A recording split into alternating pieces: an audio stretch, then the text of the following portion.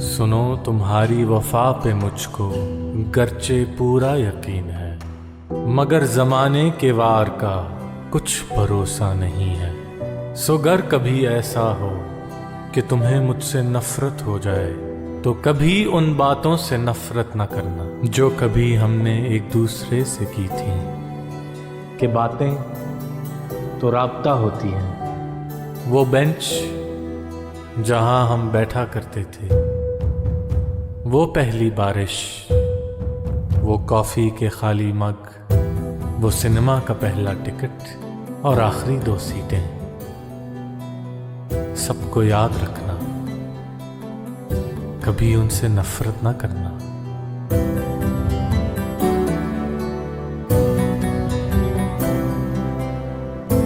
کہ یہ سب تو لمحے ہیں، ہر غرض سے ماورا مجھ سے، اور بس مجھ سے نفرت کرنا۔